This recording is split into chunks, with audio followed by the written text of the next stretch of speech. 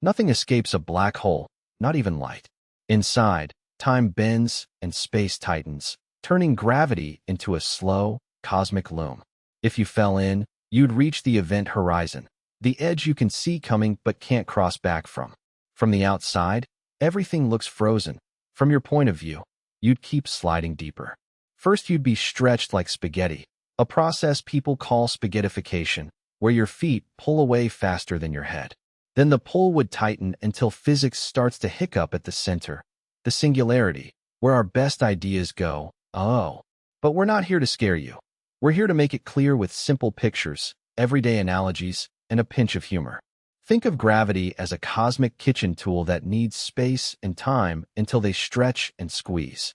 This video turns a mind-bending idea into clean, visual scenes you can actually picture, shows why the slow, silent drama matters, and gives you a front-row seat to something stranger than any sci-fi story. So lean in, because understanding what a slow death inside a black hole looks like helps us see how fragile our own tiny corner of the universe really is. The Call of the Singularity, a beginner's guide to black holes. Black holes are regions in space where gravity pulls so hard that nothing can escape once it crosses a boundary. That boundary is called the event horizon, and it marks the point beyond which light cannot return. At the very center lies the singularity, a place where density would be infinite in theory and our usual ideas about space and time break down. Bigger black holes have bigger horizons, which means they grab a larger slice of space around them. For a beginner, this is like a whirlpool in a river that grows wider as you near the edge. From the outside, watching something fall toward a black hole would look like it slows to a stop at the edge and never quite crosses. From the falling object's point of view, you'd feel gravity tug harder and harder as you descend. Tidal forces stretch you, tugging more on your feet than your head, like chewy candy being pulled apart. Light leaving you shifts to the red side, a gravitational redshift, so you appear dimmer to someone watching from a distance. Inside, everything gets crowded and strange, and current physics starts to crack a little. The Call of the Singularity invites beginners to picture the journey with simple steps. First, picture the horizon as a one-way door you can't pass back through. Next, imagine space as a fabric that can stretch. Mass makes it warp. We can describe many effects with these simple pictures, even if the final act inside remains unseen. The big mystery is what happens at the core. Many theories clash, and we don't have a complete picture yet. It's okay to hold on to questions while you enjoy the scenery of the universe, trying to explain itself. If you want to learn, start with clear pictures, small explanations, and a sense of curiosity. Treat the horizon like a boundary you can't cross from the outside, and the rest as a suspenseful tale our best ideas are still trying to finish. Think of gravity as a rubber sheet that gets pulled by mass, changing how objects move around it. Consider that what you see might come from light stretching and time bending, not just from what is physically visible at first glance. A beginner can sip at these ideas the same way you learn a new hobby, with patience, humor, and a willingness to revise what you think you know as more clues arrive. Space-time gets tense. How gravity warps reality. Gravity isn't a force tugging on you from far away. It's the way space and time bend around mass. Think of space-time as a trampoline that dips under a heavy weight. Near a black hole, that dip is so steep that light and matter must travel along curved paths. Reality, in that sense, behaves like a flexible sheet rather than a rigid stage. You feel the change as directions become less obvious and distances stretch into strange shapes. Time slows down in strong gravity. If a clock sits close to a black hole and another sits far away, outsiders will disagree about how fast a minute passes. To the clock near the hole, everything feels normal. To the far clock, that near clock seems to drag time, like waiting for a long lunch that never ends. That difference stays with you like a stubborn memory. Light travels through warped space by following curved routes gravity creates, so the sky is not simply a flat map, but a twisting sculpture. This makes stars look like they're bending around invisible edges. Gravitational lensing can pull two or more images of the same object into view at once. You could call that a cosmic wink. In the end, what you see depends on how steep the bend is and where you stand. Near the horizon, gravity pulls with such force that the fabric of space and time stretches your passage inward, a grotesquely elegant tug. Spaghettification may sound silly, but the idea is real. Reality becomes a longer, thinner journey as you fall, and every moment feels stretched. Clocks and distances refuse to behave the way they do in a normal day. The bottom line is simple. Gravity reshapes how we measure everything, turning physics into poetry with a punch.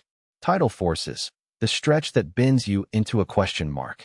Tidal forces come from gravity pulling harder on what is nearer to the black hole than what is farther away, creating a stretch like someone pulling on a rubber doll. That stretch grows as you get closer. In a black hole, gravity changes over very small distances, so your head feels a different tug than your feet as you fall in. It is not pleasant, and it pulls you toward a stubborn, inevitable bend.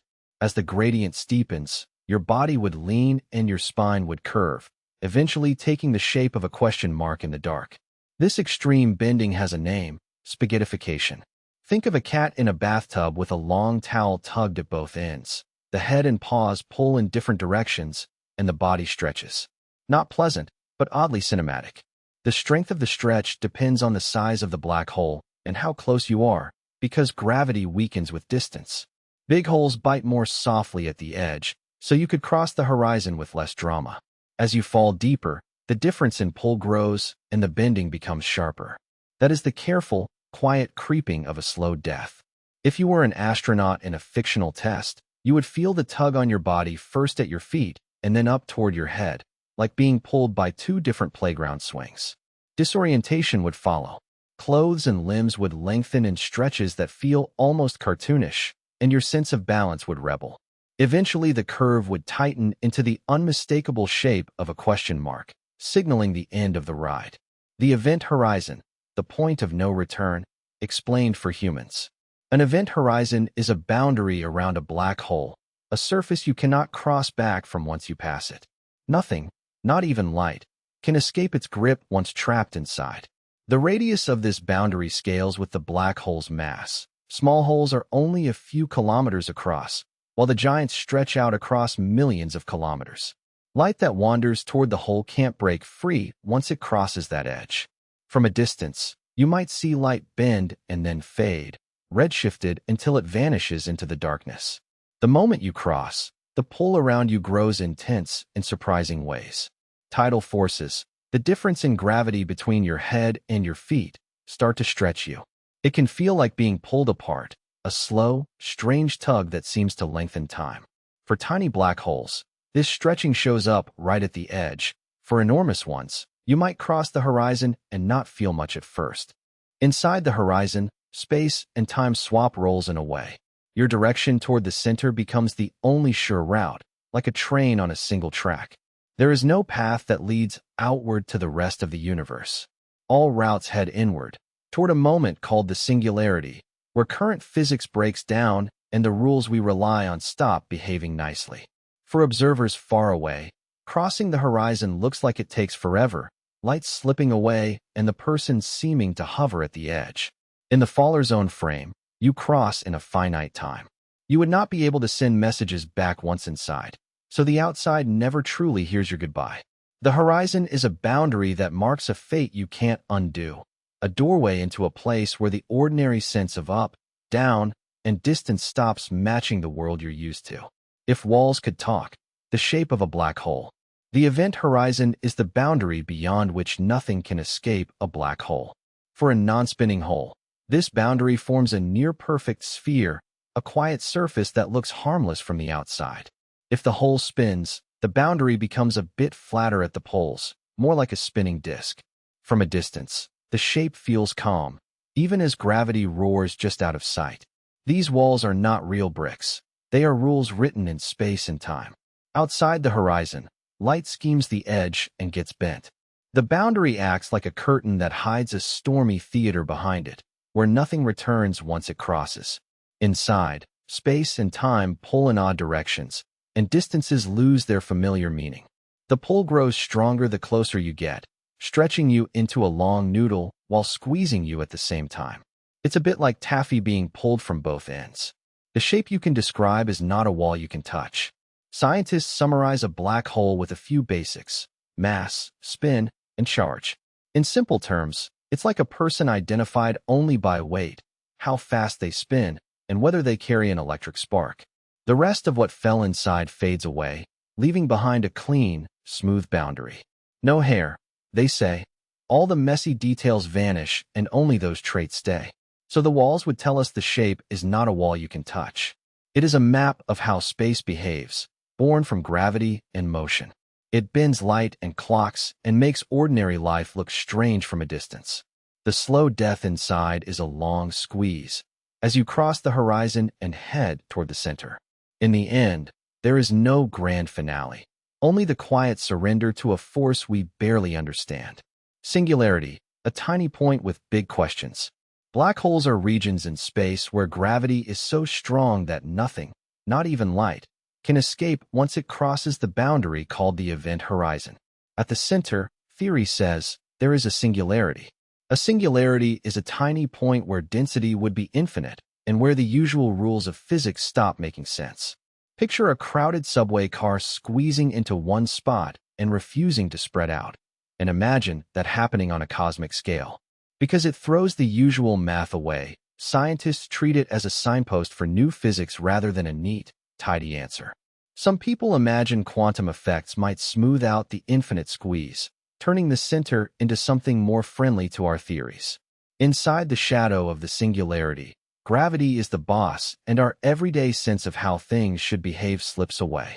We have not watched it directly, so we face a puzzle rather than a clear picture.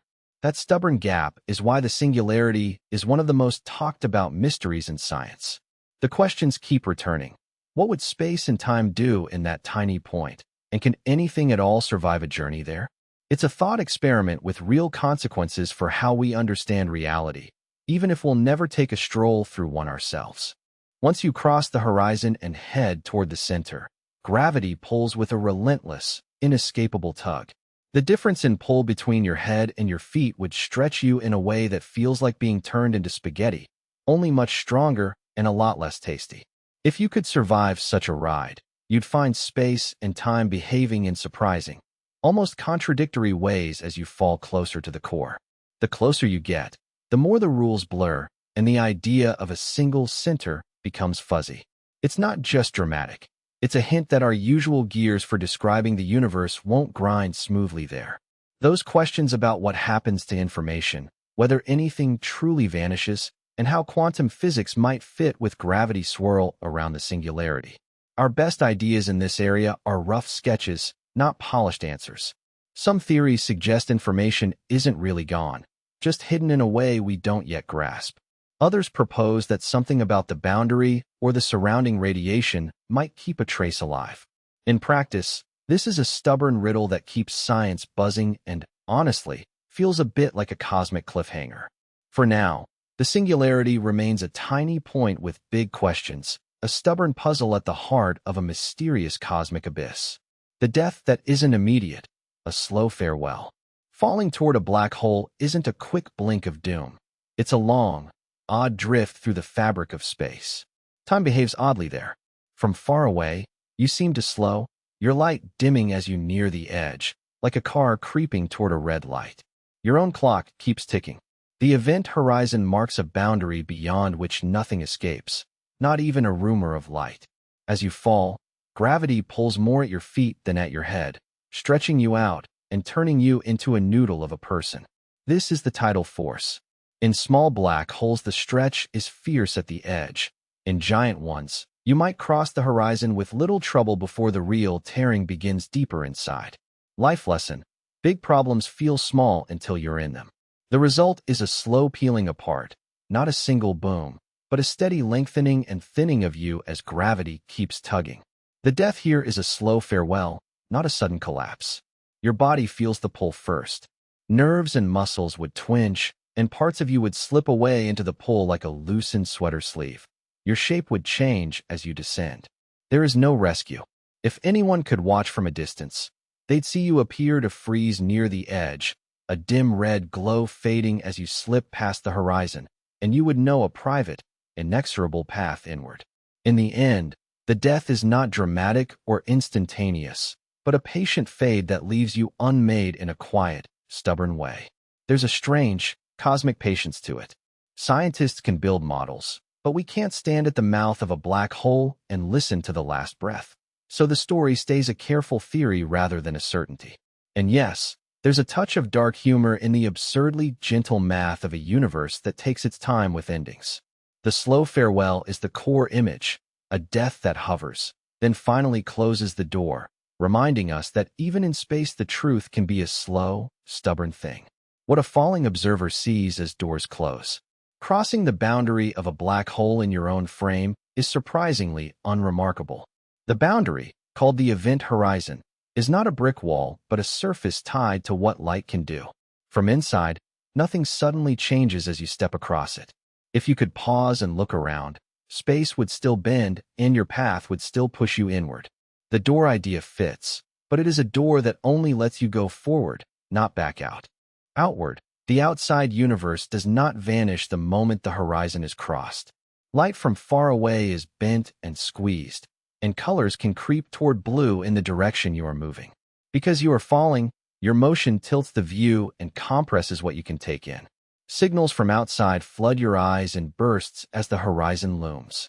It can feel like standing at the rim of a moving tunnel and watching the world hurry past and fast forward, like a cosmic elevator that forgot to have a button.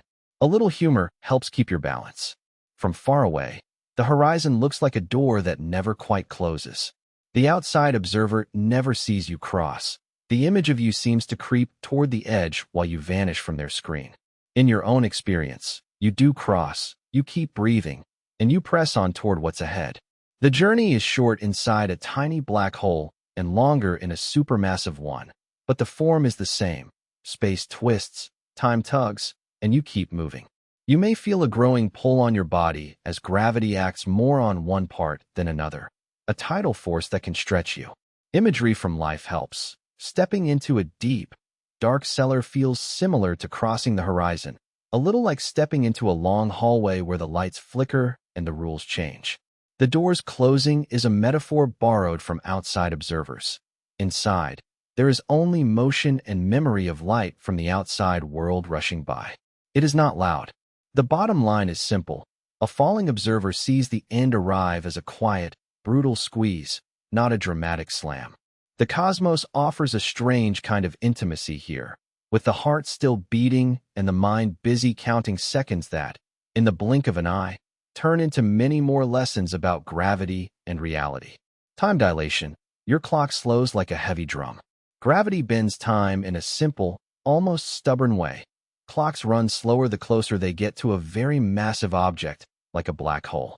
Near the hole, a clock ticks as if trapped in a heavy drum. To someone far away watching through a telescope, the clock near the hole seems to drag its feet, the seconds stretching like a mile-long line. The drumbeat grows slower. In plain terms, the fabric of time itself stretches under gravity, and light that carries signals from the clock loses some of its hurry as it climbs out of the gravity well. Clocks do not suddenly rebel. The effect is real, but tiny on Earth, growing only when gravity is intense. Near a black hole, it becomes dramatic. A clock held so close to the edge would tick so slowly that, to someone far away, it almost stops, while you feel perfectly normal on your end. Your own experience does not change. Your heart keeps the same beat, and your day feels the same as it does anywhere else. That is the trick. What changes is how observations from outside line up with your clock. Messages you send take longer to arrive, and your light gets stretched into a redder, duller glow. Communication lags. The famous image of a clock near a black hole looks like a slow drum, its ticks turning into a sigh as the horizon looms. Yet you would not feel a drum roll.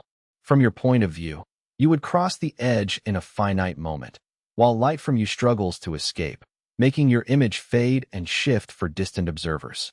For someone far away, the process looks like slow-motion theater. Spaghettification, a noodle metaphor that holds up. Near a black hole, gravity isn't the same on every part of your body. The feet feel a stronger tug than the head, and the difference grows the closer you get. Tidal forces bend the story from a neat fall into a slow stretch. Picture a long noodle being pulled by a stronger grip near one end than the other. It sounds simple, but the effect is oddly poetic and a little scary. That's where the noodle metaphor actually holds up. A single strand would lengthen as the ends feel different pulls. Think of a rubber band you pull from one side while the other end remains looser. In the black hole's pull, your feet would be tugged harder than your head, and the difference would keep widening as you descend. The noodle can stay intact for a moment, a fragile, wobbly thread of a person, before the strain becomes too much. If you could ride the fall, you'd notice the tug creeping up your body in stages. Feet first, the heavier pull would yank your heels lower, then your calves, then your thighs, and finally your torso. The sensation would be a chilling, slow squeeze, like a laundry line suddenly stretched tight by an impatient breeze. You'd feel yourself lengthen, not in a dramatic leap, but in a quiet, inexorable elongation, an ever thinner silhouette sliding toward the unknown. The metaphor isn't perfect, of course. A noodle can bend and snap. A person would face a far harsher fate, with cells and nerves pulled apart in ways a simple image can't fully capture. Yet the idea helps us picture a scale that's almost too big to imagine. Gravity pulling at different parts with different strength, turning a fall into a slow, tragic stretch. In reality, the effect depends on the black hole's size and distance, and near a truly massive hole the horizon can feel gentler before the final squeeze. Still, the noodle holds up as a stubborn little symbol, a flexible, everyday object giving a window into cosmic violence, flavored with a touch of humor to keep the awe from snapping too soon. The interior, a frontier no one can survey. Inside a black hole, nothing from the outside can reveal what lies beyond the event horizon. The interior is a frontier no one can survey. Gravity has bent space and time so severely that the usual map of the world doesn't apply anymore. If you could stand there, you would find that what you call here and what you call then swap roles. You would move toward a single destination, not toward a distant place you can circumnavigate. Our only guides to this place are the equations that describe how space-time curves and the stories we dream up to explain them. From the outside, the interior stays hidden behind a one-way door called the event horizon. Once you cross it, no signal can leak out to tell a tale. It is as if the inside becomes sealed in a box that no one can open from the outside. We study it by thought experiments and by solving the equations, not by peeking with a telescope. No postcard from inside will ever arrive. The idea of surveying it is a practical impossibility, a kind of cosmic mystery tour we can only imagine. As you fall, the super-strong gravity acts like a cruel sculptor. The closer you get to the center, the more your body would feel uneven stretching, the jaws of gravity pulling you in different directions. It is a slow death in the sense that the process unfolds over what you would measure as your own time, not ours. In a very large black hole, you might feel almost nothing at the horizon, but the closer you approach the core, the stronger the squeeze. Picture a rubber band being pulled. At first it barely twinges, then it stiffens, and finally it would snap if it could. Inside, that snapping would be toward the singularity, a place where the laws we rely on stop behaving well. Some mathematical models of spinning black holes sketch a more complicated interior with inner boundaries and possible other regions. These ideas are fragile and rely on conditions we can't test in a lab or telescope, like perfect symmetry and staying stable long enough. But the core idea stays. The interior is not a pleasant map you can study. It's a realm where the outside world has no say. We use analogies from life to picture it. Imagine diving into a deep well you can't climb out of. You keep moving toward the bottom, and every choice becomes irrelevant. Or think of a tunnel that ends in a light you never reach. Ultimately, the interior is a frontier no one can survey with real data. We can describe it in stories and equations, but not with pictures from a camera. The slow death inside a black hole is not a place to visit. It's a theoretical boundary that tests how far our physics can stretch. It remains a reminder that some parts of the cosmos are beyond our reach, not because we lack curiosity, but because nature has built a one-way door. And that door, for now, stays shut, patiently guarding the center. Information paradox. Where does the story go? A black hole is a place where nothing, not even light, can escape. Yet the glow that lingers around the hole might carry tiny clues about what vanished inside. That creates a puzzle. Does information disappear forever, or can it be read back from the glow? Think of dropping a note into a deep well. The echo you hear later could whisper about what you dropped, but not give you the full letter. The echo might hint, not hand you the whole story. One common idea is that the information clings to the inside, a hidden ledger that only opens when the whole fades away. Another view says the information is stored on the surface, the edge we can glimpse from the outside. A third possibility says the glow isn't random at all. It's built from many tiny clues that, together, reconstruct the original tale. It's like a broken mirror. A single shard is useless, but all the shards put together show the face. Or think of a recipe printed on the outside of a sealed jar. You don't need to crack it open to get the instructions. In these conversations, people sometimes worry about a firewall, a rough barrier that would ruin any graceful transfer of information. Others push back, arguing that physics won't permit the story to vanish. There must be a way the outside world can learn what happened. The holographic idea gets thrown around as a bridge. The whole inside story could be encoded in the language of the outside surface. It's like describing a complex object with a perfect two-dimensional blueprint. A life analogy helps. You don't need to see every page to know the book. The cover and spine carry the pattern, if you know how to read them. Where does the story go from here? There's no single agreed answer yet. The field keeps testing ideas with thought experiments and careful reasoning, and each proposal shines in some situations while stumbling in others. The honest truth is the mystery is still alive, waiting for a clue that can set the pieces straight. For now, researchers walk the line between imagination and evidence, hoping to turn the glow into a readable message rather than a mysterious flicker. And until that happens, the slow death inside a black hole remains a puzzle with a curious heartbeat. Hawking radiation, the black hole's whisper. Hawking radiation is the faint glow a black hole gives off, a theoretical trick where the edge of the void leaks tiny particles. Near the boundary, empty space buzzes with pairs. Two particles briefly pop into existence from nothing, and one of them slips past the point of no return into the black hole while the other escapes. The escaping one carries a smidge of energy. That tiny escape acts like a pension check paid by the universe, slowly shrinking the hole as it prunes away a little mass. It's a patient leak, not a scream. People call this signal the black hole's whisper because it is incredibly soft next to the rest of cosmic music. In plain words, nothing roars here. The bigger the hole, the quieter its whisper, and the smaller the hole, the more noticeable the breath. Think of it as life's opposite of a loud vacuum cleaner. The whisper is not heard with naked ears. You need very careful instruments that listen to the tiniest tremor of energy. Even then, patience helps. Over eons, the trick wears the hole down, a slow evaporation that turns darkness into a fading memory. A smaller hole fades sooner. If you imagine a candle in a huge room, the candle can last for a long spell, but a small candle flickers away quickly. That is the gist of the idea.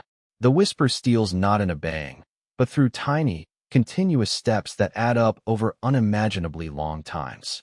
Direct observation in the real cosmos is tricky, and physicists often speak in theory to keep the imagination honest. We have no easy way to hear a black hole's breath with everyday senses.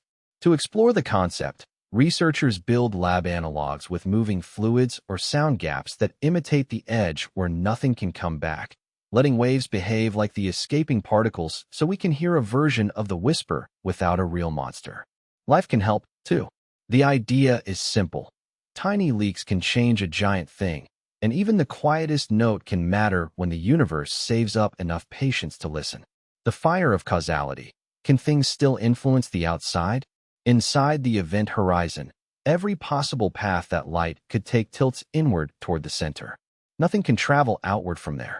The light cones, which usually tell us what can happen next, bend so steeply toward the middle that even light would be doomed to move deeper. It's a one-way street with a dead end. Picture a hallway where every door opens into the same blank wall. Can things still influence the outside world from inside the hole? In the strict sense, a single action taken inside cannot reach the outside world as a message. No shout travels through the horizon. The interior can influence external reality only by changing things outside the hole itself, like swallowing more mass and making gravity subtly stronger. That's not a clever trick to send plans. It's more like a silent effect. Quantum tricks near the boundary complicate the picture. Tiny particles pop into existence near the edge, and one may fall in while the other escapes as Hawking radiation. This is not a direct channel from the heart of the hole. It's more like a candle's smoke drifting through a window, giving the outside a faint, cryptic hint about what's going on inside. The information carried by that radiation is dramatically scrambled and incredibly weak, yet some physicists say it could whisper about the whole state. In everyday terms, it's like a rumor that's hard to hear and even harder to prove. So the fire of causality keeps a stubborn line. You can't push a message from inside to outside in any straightforward way. The outside world cannot be nudged by acts inside the horizon the way you nudge a friend with a tap on the shoulder. Yet the hole's growth and the whisper of radiation at the rim do tilt the larger story, altering the surrounding gravity and leaving a faint trace in the universe. It's a quiet, almost polite influence, not a loud, reliable shout. The mathematics behind the curtain. Mathematics shapes the scene around a black hole, turning gravity into something you can study with numbers. Space and time bend when a big mass sits there. Think of a trampoline with a heavy bowling ball on it. Marbles roll toward the dip, not in straight lines. It's a clumsy dance space can't quite choreograph, and light shows up late to the party. Light follows those curved paths too, and that changes what we actually see. There's a boundary these equations pin down called the event horizon. Beyond it, not even light can escape, so to an outside observer the thing appears to vanish. If the hole isn't spinning, the math gives a clean edge at a particular distance from the center. This simple case is known as the Schwarzschild solution, a starting point for understanding non-rotating holes. For a sun-sized mass, that edge sits at around 3 kilometers from the center, and bigger holes push it farther out. Time near the edge behaves oddly. Clocks there run slower than clocks far away. Light trying to climb out loses energy and looks redder when seen from afar. These effects come from the same equations, just seen in different ways. Inside the curtain, the math points to a singularity, a place where the equations break down or predict infinite density. Many physicists say quantum physics will change the story there, but that's a different math puzzle. To study all this, scientists rely on computer simulations. The exact equations are too tough to solve by hand, so they are run on powerful machines. These simulations track how the horizon moves as matter falls in and how paths of light bend around it. They also help scientists picture what a distant observer would see when light from nearby matter threads its way outward. And the math plays a key role in interpreting gravitational waves that result from black hole mergers. Even with careful calculation, many questions stay open, and that struggle keeps the curtain lively. A tour of spacetime, curvature, and coordinates. Spacetime behaves like a flexible fabric. Mass tells spacetime how to curve, and curved spacetime tells objects how to move. Think of a trampoline with a heavy ball dropped in the middle. The sheet sinks, and nearby marbles roll toward that dip. In the universe, big things bend the fabric in 4 ways: up and down, left and right, and through time.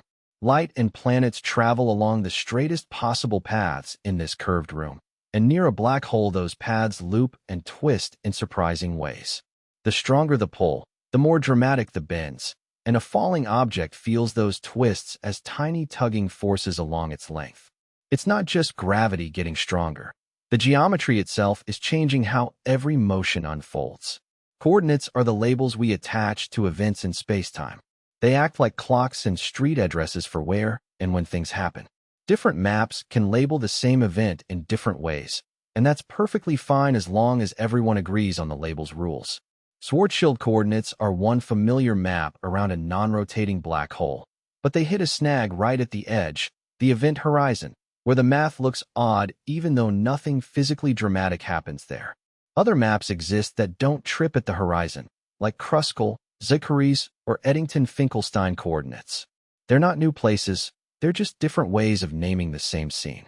Inside the horizon, the map shifts and the geometry becomes stranger. Light cones, the little arrows that tell you which directions light can travel, tilt so steeply that all paths point inward. Escape becomes impossible, not by magic, but because the coordinates and the curvature guide you toward the center. The curvature keeps growing as you fall, and the forces from this changing stretch and squeeze your body in a very physical way. There is a delicate ring of light called the photon sphere where light can orbit the hole for a moment, but that orbit is unstable and easy to topple. If you could hover near the horizon, you'd notice your familiar map starting to fail, and you'd need a different labeling system to describe what you're seeing. Think of curvature as the road layout of the cosmos and coordinates as the GPS that points you to each bend. They work together to turn a wild, almost magical idea into a story we can track with ideas and diagrams. A different map won't change the road itself. It just makes the journey easier to follow. With simple pictures, you can sense how gravity reshapes space and time and why a black hole doesn't bend your intuition so much as rewrite its rules. It's a strange blend of stubborn physics and flexible labeling, where the same scene can look different depending on the map you choose, yet still tell a coherent story about how the universe governs motion. The role of angular momentum, Kerr black holes. A Kerr black hole spins, tugging at the universe like a spinning top that won't quit. Its angular momentum is the twist in space-time itself. This twist means nothing nearby can stay perfectly still, not even light, and the surrounding space starts to drag along. Think of a spinning ice skater pulling in her arms. As the hole turns, frame dragging grows, so space-time behaves as if it were a thick syrup poured around a whirlpool. Outside the edge of no return sits the ergosphere, a place where space itself is carried along like a crowd at a concert. Nothing can stand still there. Even light must ride the current, making it impossible to hold on to a fixed position. That means you can't park a spaceship and snap a selfie. In theory, this rotation allows clever tricks to tap some energy from the spin, a tidy idea called the Penrose process. But it is not a coffee break. It's a physics puzzle that requires careful conditions. The spinning mass carves its own peculiar geometry, with more than one boundary called horizons. The outer horizon keeps the inside hidden from the outside world.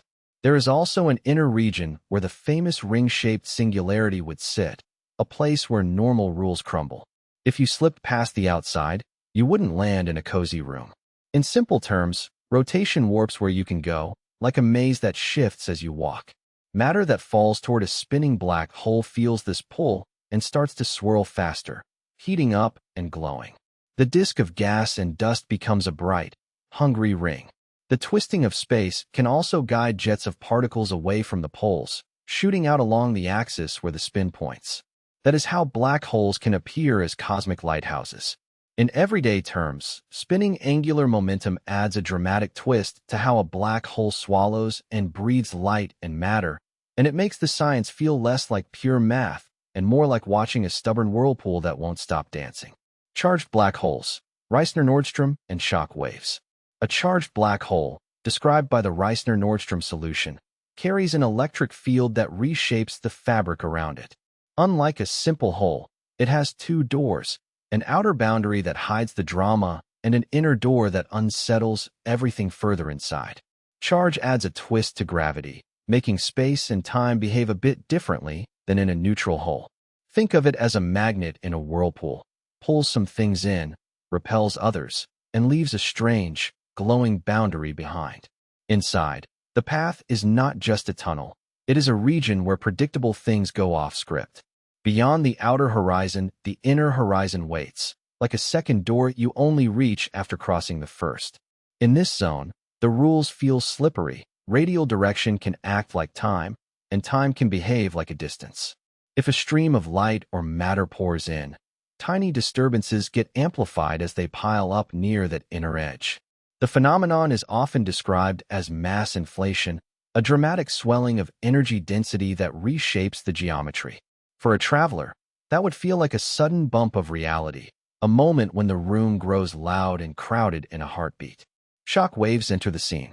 The term shock wave here means a sharp, jarring change in the gravitational field. It is not a sound you hear, but a tidal kick you feel as the fabric of space tightens and then snaps. These waves form because the charged hole stirs up energy in the surrounding streams of matter and light, and the inner horizon squeezes them into a thin layer.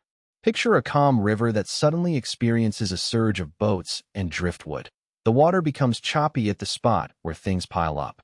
The result is a violent, almost comedy-terrible transformation inside, where the once smooth interior suddenly shifts to a different rhythm.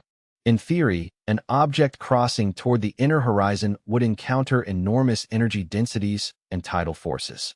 In practice, That means nothing would survive a real crossing. The crack of the shock would end the journey almost instantly. The tale of Reisner-Nordstrom helps physicists explore how charge and gravity talk to each other when the rules get extremely strict. And it offers a vivid picture to keep in mind.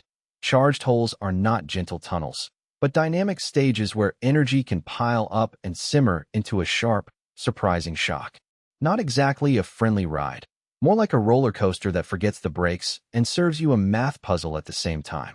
Realistic scenarios, stellar collapse, and galactic monsters. Massive stars end their lives when they run out of fuel and gravity takes over. In that moment, the core can no longer hold itself up, and it collapses into an incredibly dense object. If the remaining mass is not too big, the collapse leaves behind a neutron star. If the core is heavier, a black hole forms, a region where gravity is so strong that nothing can escape. The outer layers of the star may blast away in a bright explosion called a supernova, scattering elements that help make planets and even you. Sometimes the collapse happens with barely a peep, leaving a black hole with little light for us to see. Stellar collapse can play out in a few realistic ways. One path is a star dies in a supernova, and the outer layers are hurled into space while the core becomes a neutron star or a small black hole. Another path is direct collapse, where the core simply folds in on itself and forms a black hole without a big fireworks show. If the newborn black hole has a partner star nearby, it can start pulling material from that star. The falling matter heats up as it spirals in, emitting 10th-ray light that we can detect from far away. These 10th-ray bright systems, called 10th-ray binaries, are how we see stellar mass black holes even though the hole itself is invisible. And even when there isn't a partner star, the gentle whisper of gravity waves from a stellar crash can be felt across space in sensitive detectors. Now consider galactic monsters. At the centers of many big galaxies sits a supermassive black hole, an engine that can grow by gobbling gas and stars over eons. When there is plenty of fuel, gas forms a hot, bright disk around the black hole, and we see it as an active galactic nucleus or quasar. Energy from this process can light up the host galaxy, sometimes overpowering the glow of billions of stars. Twin jets of fast-moving particles can shoot out perpendicular to the disk, reaching far into the galaxy. If a star wanders too close, it can be torn apart in a tidal disruption event, briefly feeding the monster with a spectacular flare.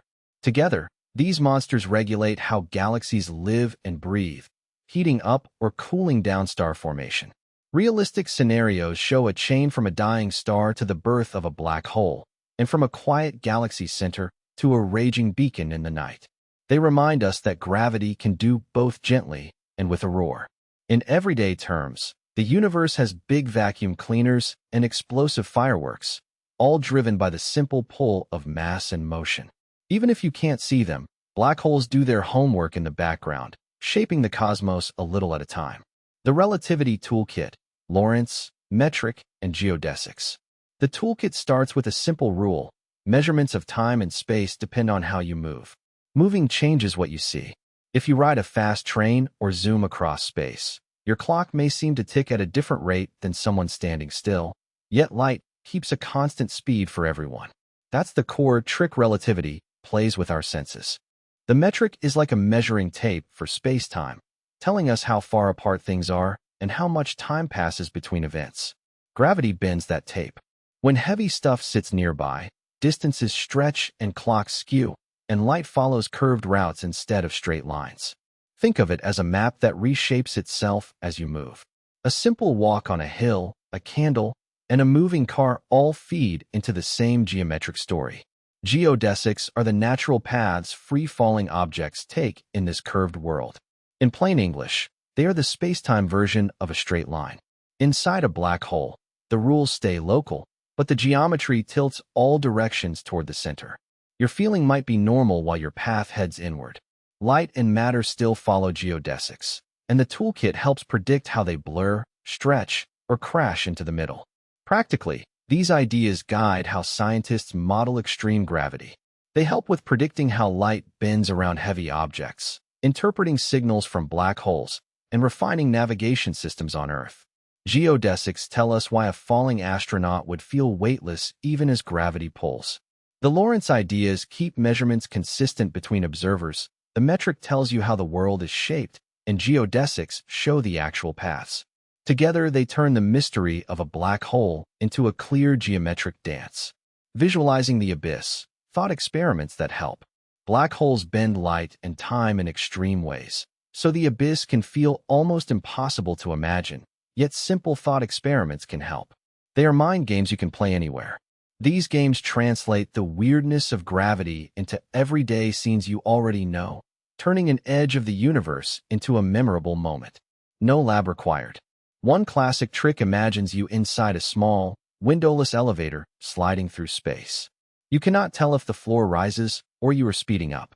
That tiny setup turns gravity into a feeling and helps you picture what the pull would do near a black hole, where the difference between head and feet becomes dramatic. Your body tells the story first. Another idea pairs two clocks in a simple showing. One stays far away and the other moves toward the edge. From afar, the moving clock seems to run slower. To the traveler, time feels normal, but the outside world appears to speed up, like a video that keeps buffering. That is time playing tricks on light and distance. A final image uses a long pull on a rope to illustrate the pulling apart effect of gravity, often called tidal forces, or the way gravity pulls differently at different spots. It feels like being gently pulled while you stand still. If you were an explorer, your head would feel a stronger pull than your feet, and the body would stretch a little, not break immediately, which helps visualize why the inner parts near a black hole face a brutal tug. Life lesson: keep humor handy, because even cosmic stretches can be easier to bear with a smile. Time, distance, and memory, what remains? Time can slow and stretch under the pull of immense gravity, so clocks near a black hole tick differently from clocks far away. That is a real effect, not a metaphor. From outside, a clock at the edge seems to blink in slow motion, and light from events there grows red and faint as it climbs the gravity hill. Inside, time keeps marching in its own steady rhythm for the traveler. The rules flip here. Hours and minutes fade into a flow where you feel every moment while the world outside slides toward a silent end. Distance loses its usual meaning, and space seems to squeeze like a crowded elevator that won't stop. You hurry toward the center, and the space between starts to shrink in surprising ways. What used to be a long walk becomes a quick pull toward a bright point that is less a place than a pull of fate. Directions blur. Up and down trade places with toward and into. Inside, the idea of a safe distance evaporates, because every step forward also crosses a line you cannot cross back from. Memory is the brain keeping a record of what happened, a stubborn scrapbook of yesterday. Here, memory clings to ordinary things. Signals from the outside world fade before you, so the last clear images stay with you like a favorite photograph that refuses to fade. The urge to remember becomes a small fire in the cold. Time may tilt, but memory tries to hold on to a kitchen scent, a familiar face, a joke that made you laugh, and the fact that you were alive a moment ago. What remains is the quiet, stubborn present, the only thing you can truly own as the surroundings close in. Clocks lie to spectators, but your senses keep steady tempo. Beyond the boundary, the outside world becomes a rumor, a string of lights that you can no longer touch, and that is enough to make memory feel heroic. Even humor survives. A tiny joke about gravity or a shared grumble about heavy doors can keep a spark alive, reminding you that you existed, that you felt, and that you remember. Quantum shadows, the uncertain edge of physics. Black holes pull everything with gravity so strong that nothing, not even light, can escape. The edge where nothing escapes is not a neat boundary. It's a place where everyday physics wobbles. In this stretch of space, quantum shadows loom, the uncertain edge of physics. In simple terms, the uncertainty principle says you can't know both where something is and how fast it's moving at the same time. Try to pin down a particle near the edge, and it slips into a blur, like trying to snap a photo of a bird with a shaky camera. Particles flare into life and vanish, like faces in a crowded doorway. On the uncertain edge, observation changes what you see. The act of measuring a particle's position or speed disturbs it, like tapping a spinning top and making it wobble. This means the boundary itself becomes a kind of chalk line that shifts as you look. In plain words, The more precisely you try to know something, the fuzzier the rest becomes. It's the same as trying to listen to 3 conversations at once in a noisy hallway. You know someone is talking, but you can't catch all the details. That keeps the edge lively. Information feels like a stubborn idea. Inside a black hole, secrets may seem lost, but quantum rules say information can't truly disappear. Hawking radiation hints that the hole might leak a faint message as it slowly glows. What exactly is preserved, and how, remains puzzling. We can picture it as a diary that can't be read fully until the last page is revealed. Some scientists think the scattered hints in the radiation keep the story alive, even if you can't see the full chapter. Ultimately, quantum shadows are the reason we flirt with mystery. The edge is where science learns to shrug and say we don't know everything yet. We borrow simple pictures from daily life to approach it. A foggy mirror, a rumor in a queue, a spark bouncing off a dark wall. A touch of humor helps, like imagining a photon rushing to a party and finding the door is a riddle. The slow death inside a black hole is not a clean ending but a soft, strange echo of what physics can and cannot decide. The edge keeps shifting, inviting us to look again, to measure again, to wonder. Inside the singularity, theoretical speculations. A singularity is a spot where gravity becomes so extreme that the normal rules of physics start to fail. Inside a black hole, matter would be squeezed to a tiny point, and space and time bend in strange ways. In simple terms, it's like nature pressed the reset button on how the universe usually works. This reset invites ideas that mix classic gravity with quantum guesses and wild what-ifs. Some theories say the core is a point of infinite density. Others imagine space itself curling so much that directions swap, and moving forward feels like moving sideways. There are even ideas of tunnels that could link to other regions of space, or even other universes. These are not proven, just starting points for thinking. To keep it grounded, scientists ask how quantum rules might crowd into gravity at such tiny scales. A big puzzle is what happens to information, everything that falls in. If the center crushes things to a point, does the information vanish or survive in a hidden way? Some scientists propose the holographic idea, which says that inside events might be encoded on the surface of the black hole, like a 2-dimensional clue sheet for a 3-dimensional world. That may sound odd, but it helps explain how information could be kept intact. In everyday terms, it is as if a stuffed backpack could be described entirely by a neat picture drawn on its outside. Another line imagines quantum effects preventing a true crunch, creating a bounce that opens into a new region of space. Think of a squeezed balloon that snaps back and possibly connects to a fresh pocket of reality. There are even thoughts that what we call the inside today could be a doorway to somewhere else, not a dead end. All of this stays in the realm of theory, but it helps map the possible rules that govern the universe under extreme pressure. If we ever pry apart the mystery, we might learn simple lessons about hidden layers of truth, like squeezing a lemon to get the last drop, but on a cosmic scale. The limitations of observation, we can't look inside.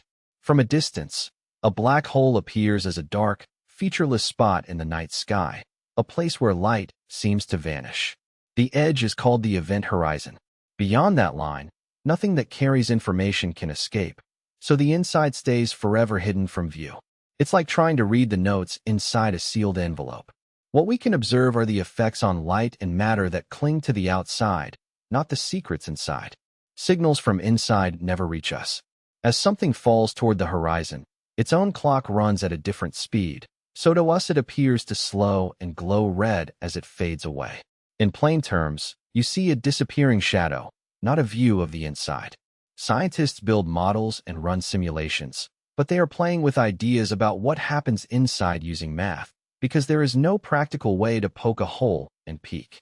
That is the core limit. Think of it like a locked room with a single tiny window far away. You might guess what is happening by the sounds and the way the door shakes, but you cannot see the furniture or the conversations inside. In life, we tolerate not knowing.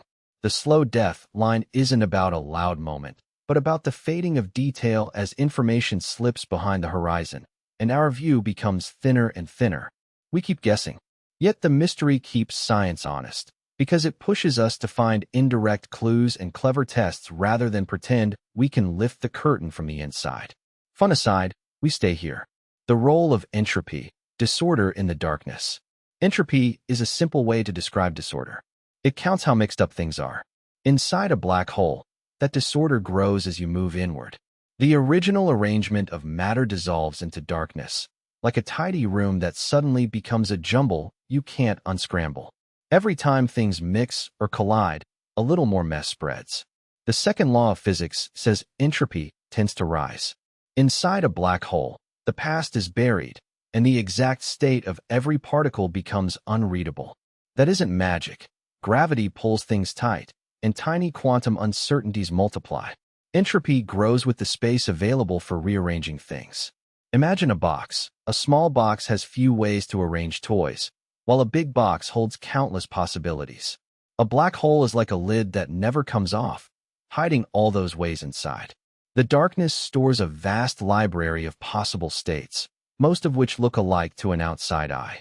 That is the slow death inside the darkness. Order is lost, and the story becomes a blur. We notice it as a drift toward chaos that we can't reverse. Yet chaos is not garbage. It's the fuel for new patterns to rise if the rules ever change. In life, think of a cluttered desk. You can't see the work you did, only the mess. Inside a black hole, the mess grows under gravity's pull. Entropy reminds us that darkness is full of possibilities, even as it swallows the details. The death time. How long is the slow farewell? Time inside a black hole isn't the same as time on the outside world. The clock that matters is the one ticking inside your chest. For someone watching from afar, the moment you reach the edge seems to stretch into forever, your light slipping away as gravity shifts the color of every photon you emit. For the traveler, the farewell is finite. The trip from the edge to the center unfolds as a real journey, and you would reach the center in a definite span of your life. It's like walking toward a door you can't turn back from. You know you'll reach it, you just don't know how long it will take. The size of the hole matters. A smaller hole makes the goodbye brief. A bigger hole stretches it out, so the moment of departure feels longer. Gravity does the heavy lifting here, bending time so that the outside observer and the traveler keep different frames of reference. From outside, it looks like the crossing of the horizon never truly completes. It's a bit like watching someone walk into fog. You're sure they're going, but you never get to see the exact instant they vanish. Inside, the journey from the edge to the center is experienced at your own pace, your own heartbeat guiding the tempo of the escape from the ordinary world. Bottom line, the death time is a finite stretch, and it scales with the mass of the black hole. A tiny, quick fade versus a colossal, lingering farewell. The difference is in the size of the hole. Think of it as a dramatic elevator ride that ends at a single, unavoidable floor. No need for precise numbers. The point is clear. The slow goodbye inside a black hole has an ending, and it comes in its own time. Theoretical scenarios. What if you survive? Black holes have an event horizon, a boundary beyond which nothing can escape. Inside, gravity grows so strong that every path points inward, and even light would be pulled toward the center. The idea of surviving a plunge sounds impossible in the ordinary sense, like escaping a trap you can't back out of. Still, physicists like to toy with thought experiments that keep the science honest but stretch what could be possible. In this corner of imagination, the question becomes not whether you can escape, but what survival would look like if the rules bend a little. One common theoretical route is to imagine a stable wormhole. A wormhole is a tunnel through space-time that connects two faraway points.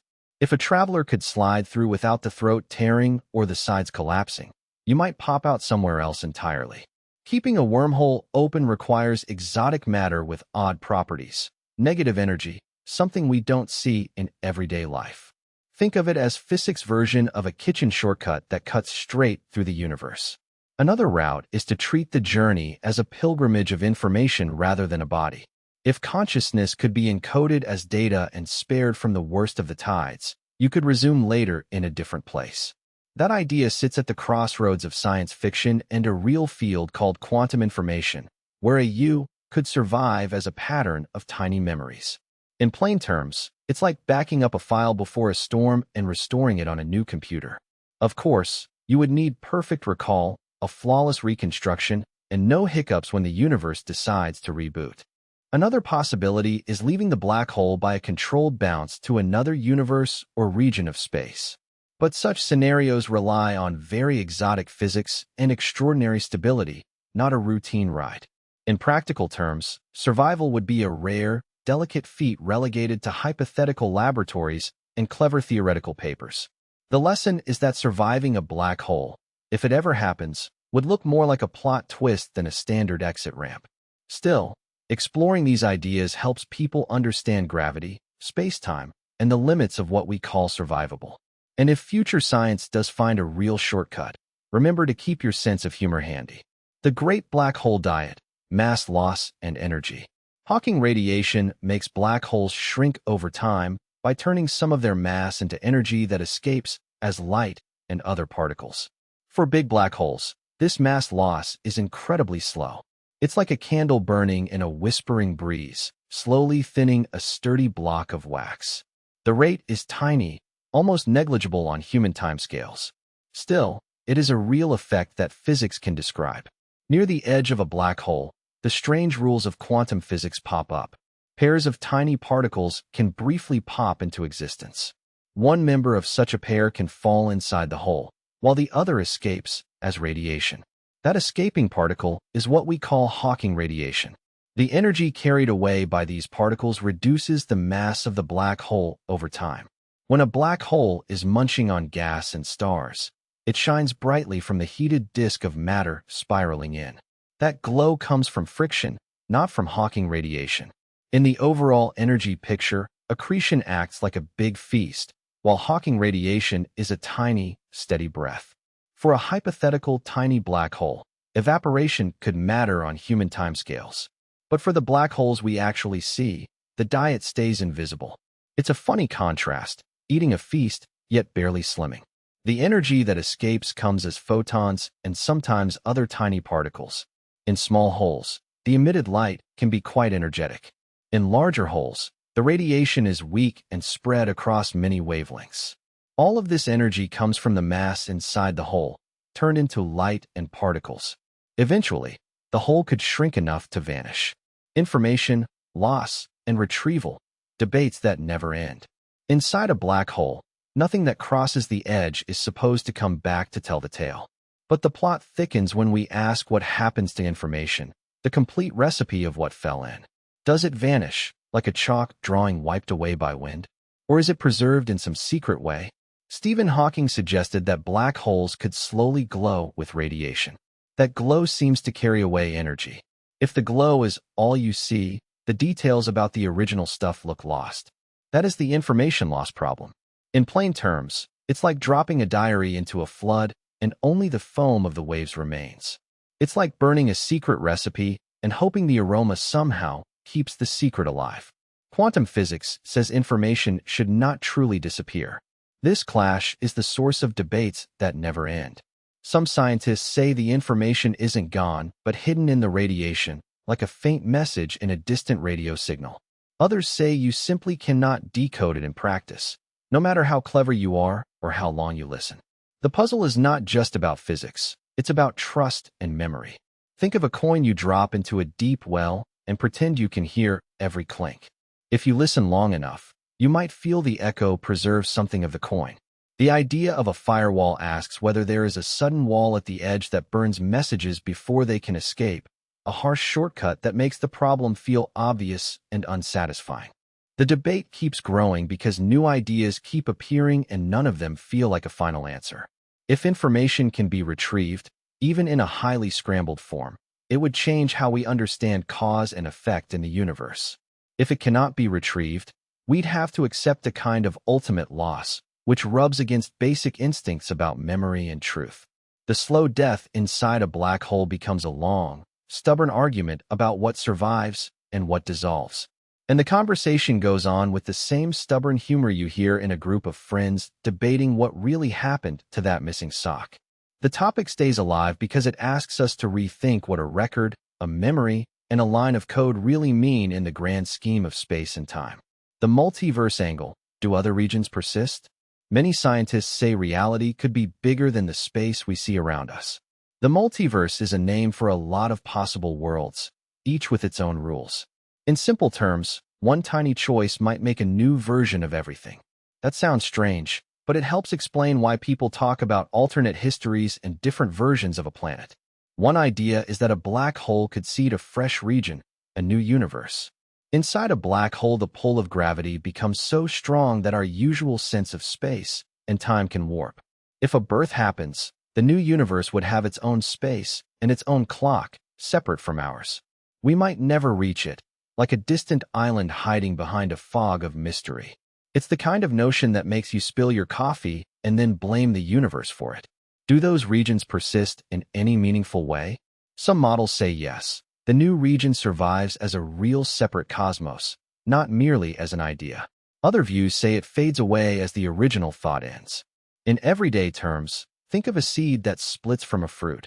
It can grow into a plant on its own, or the story can stay in the fruit until you throw it away. Or picture a spare key tucked in a drawer. It could unlock a door somewhere else, or it could just collect dust. The question is hard to answer with today's tools. We may never see another universe directly, because it is cut off by a boundary we cannot cross. Still, exploring the idea helps people cope with big questions about existence and what survives after loss. If a morning coffee spill could teach us anything, it's that sometimes endings hint at a bigger picture, like a map with doors you can't yet reach. The cosmic kitchen, how microphysics feeds macroscales. Gravity is the first fact. A black hole pulls so hard that even light can't flee once it crosses the edge. Inside that pull, the tiniest pieces of matter and the rules they live by work like cooks in a cosmic kitchen. These microphysics set the tone for everything that happens at larger scales, from how gas swirls to how bright the disk glows. When scientists say microphysics, they mean the tiny acts of particles, fields, and energies that happen on scales we can barely imagine. In plain words, what happens on the smallest steps ends up deciding the big steps. Gas drifting toward the hole heats up as particles bump and rub. The way those bumps transfer heat and twist magnetic fields matters more than it sounds, because heat and magnetism push the gas into spirals that eventually feed the hole. It's like stirring a pot. A single, careful stir can decide whether the soup thickens evenly or forms stubborn lumps. The result is the accretion disk, a bright, rotating pancake that shines with the energy released as matter falls inward. In simple terms, microphysics controls how smoothly the gas moves, how fast it spirals, and how much light escapes to tell a story outside the hole. Tiny quantum effects near the edge whisper energy into the disk. These include particles popping into and out of existence and tiny bursts of energy that can speed up or dampen the flow. That is the cosmic kitchen spice. Those spicy moves decide whether a jet, a fast, narrow stream of matter, gets cooked up and shot away, or whether the flow stays calm. So microphysics doesn't sit in a corner. It nudges the big picture, like how a whisper can steer a crowd. Sometimes it feels like the universe forgot to put the lid on the pot, and steam leaks out as light. Even Hawking-like processes, the idea that space can leak energy near the edge, are micro-actions with macro effects. They remind us that the slow death inside a black hole is not a single bang, but a long, careful tasting of flavors. The cosmic kitchen idea is a way to picture how tiny rules feed huge patterns.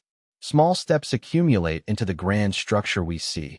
Bright disks, powerful jets, time scales we can only guess at.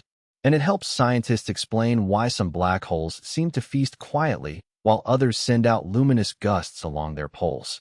The beautiful destruction, aesthetics of the abyss. A black hole is a region in space where gravity is so strong that light cannot escape. That plain fact opens up the beautiful destruction. A strange kind of beauty is born from decay, and it feels like watching the universe bite its own tail.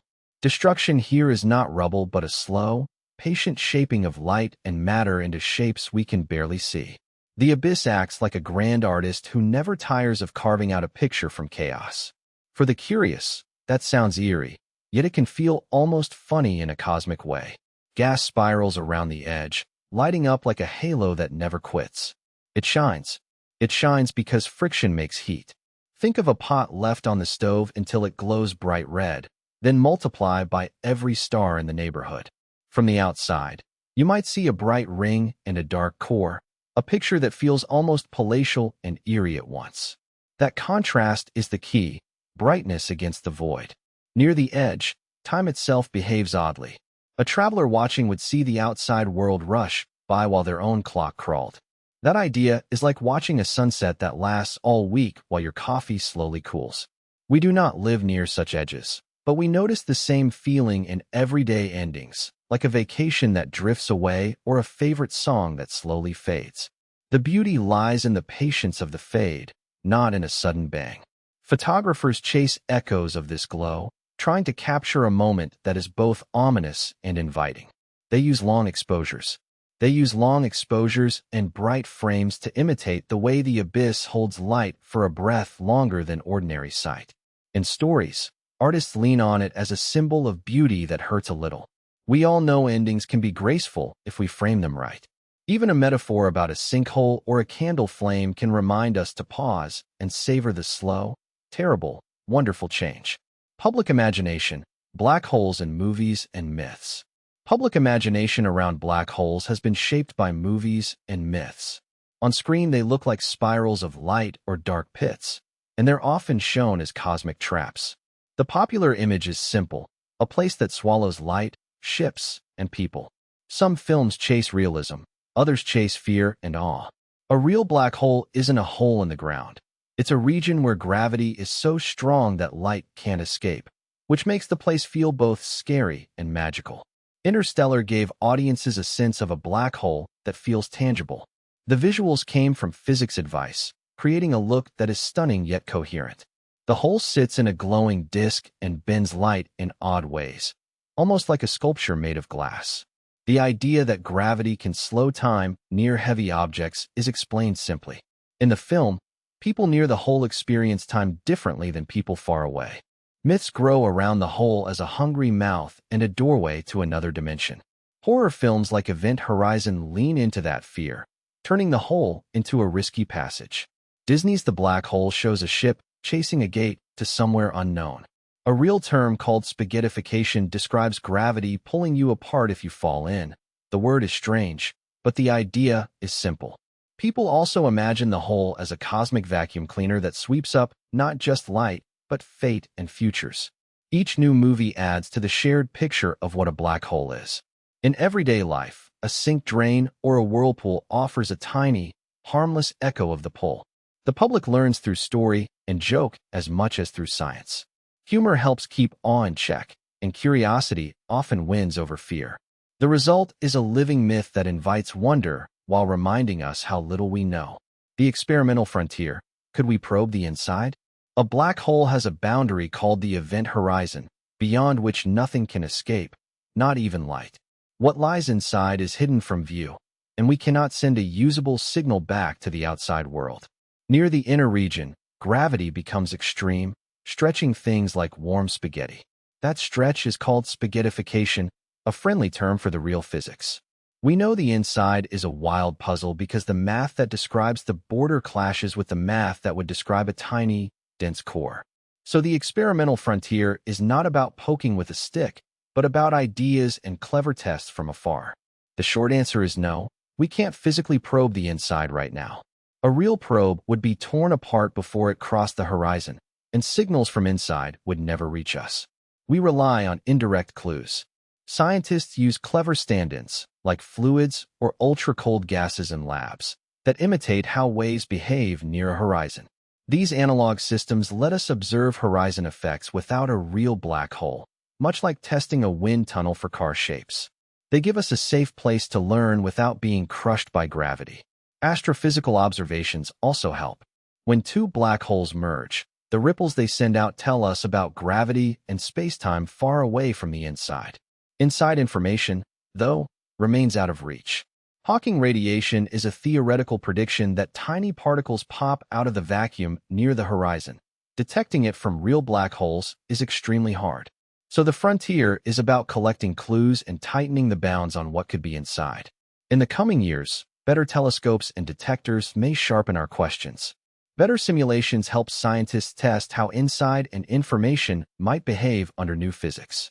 If a breakthrough comes, it could rewrite the rules of space and time. like finding a hidden room in a familiar house. Until then, we keep a steady stream of experiments, math, and good riddles.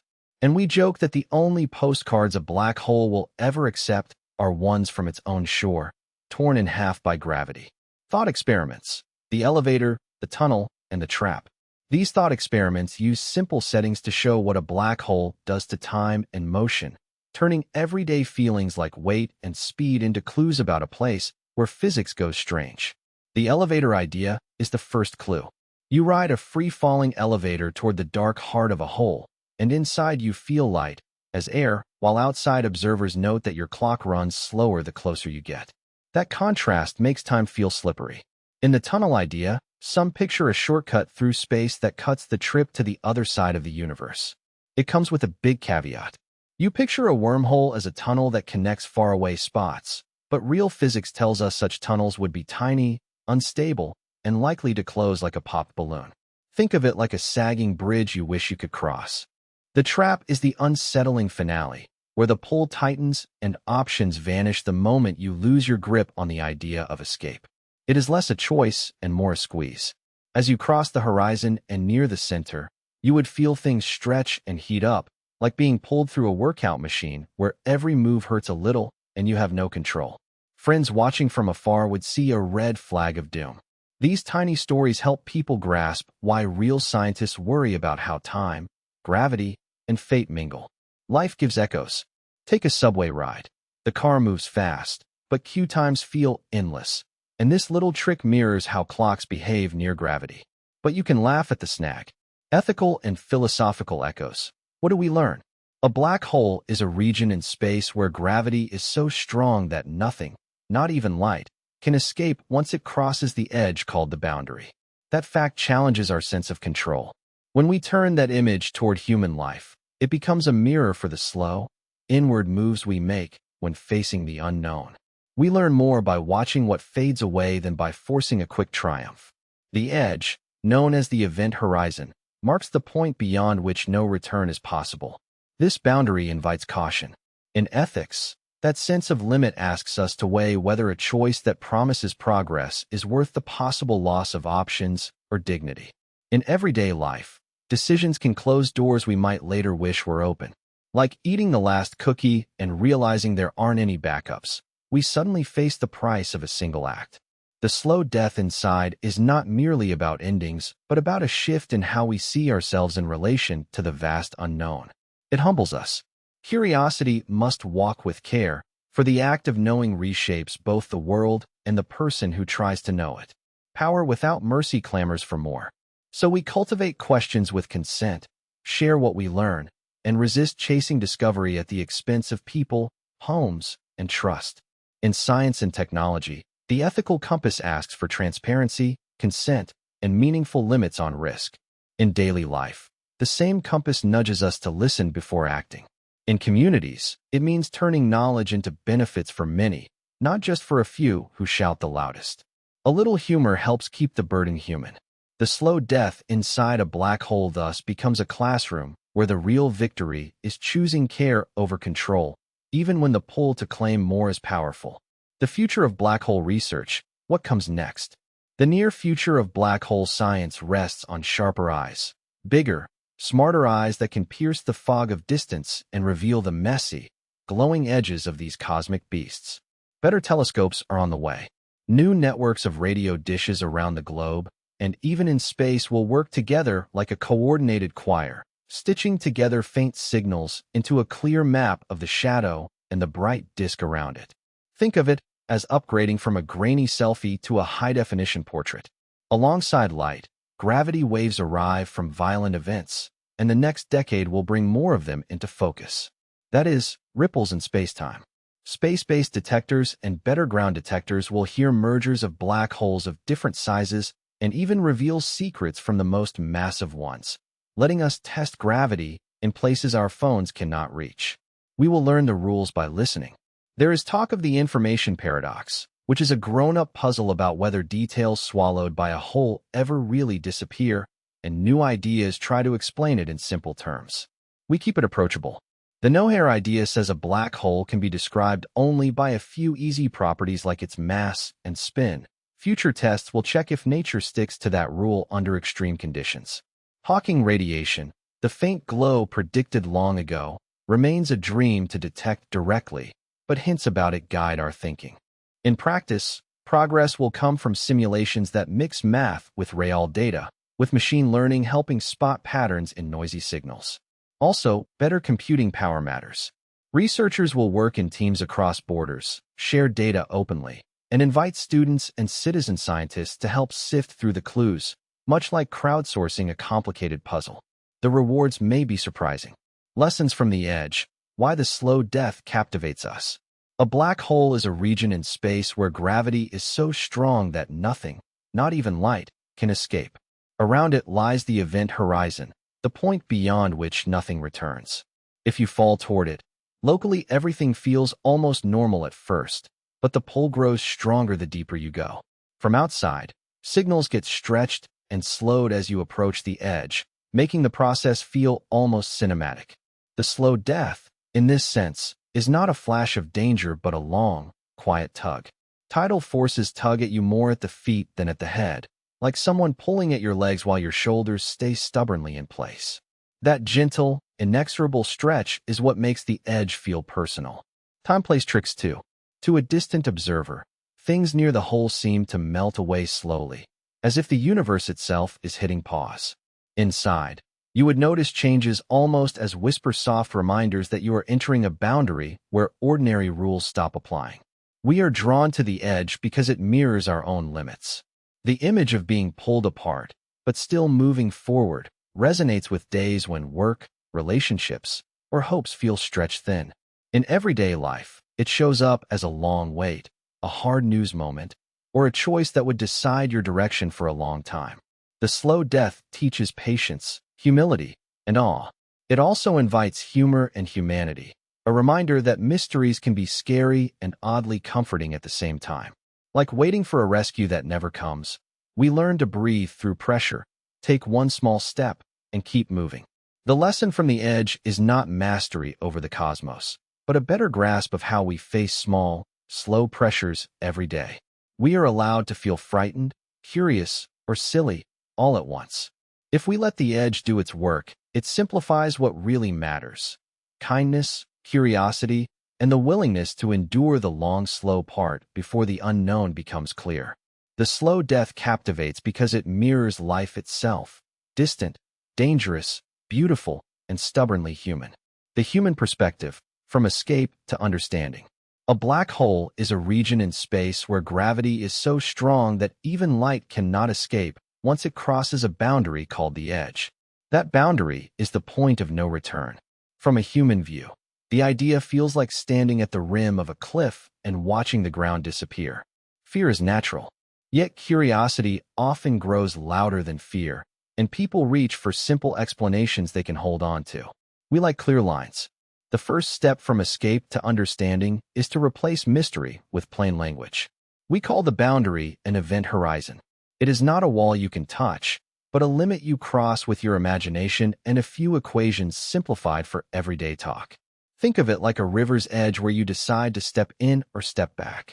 Ideas grow when we replace awe with questions and test answers with careful thought.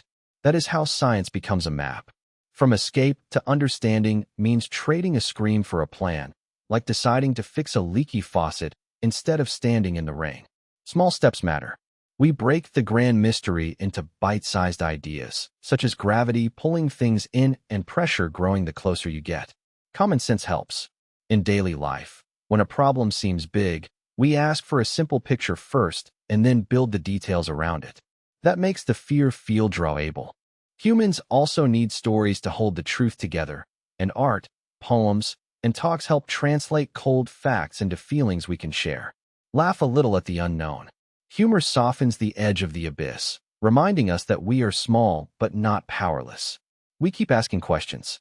With each answer, we gain space to walk closer to the edge, not to fall, but to understand why the universe hides its secrets behind a calm, starry smile.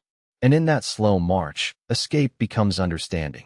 Black holes aren't just dark holes. They're regions where gravity clamps down so hard that light can't escape. As you fall in, the pull isn't uniform, so your feet get tugged harder than your head, then your head harder than your shoulders, like chewing gum being stretched into a long noodle. That stretch is what people mean by the slow death. You're pulled apart little by little, a dramatic squeeze that humbles even the bravest space explorer. Time also plays tricks. From far away, a clock near the hole ticks more slowly, so the story of your fall seems to drag on. Short version: nothing can escape a black hole. The pull can stretch you. Time behaves oddly, and the inside is a place where our everyday rules don't hold. If you've ever stood under a starry sky and felt tiny, you're in good company. If you've ever tugged at a stubborn hoodie and watched it turn into a mess, you've got a tiny taste of how this works, just stretched to cosmic scales. If you enjoyed this ride, hit like, subscribe, and share with a friend who loves big questions. In upcoming episodes, we'll dive into what scientists think happens to the information that falls in, and we'll take a lighter look at black holes in pop culture. Until then, keep looking up and stay curious.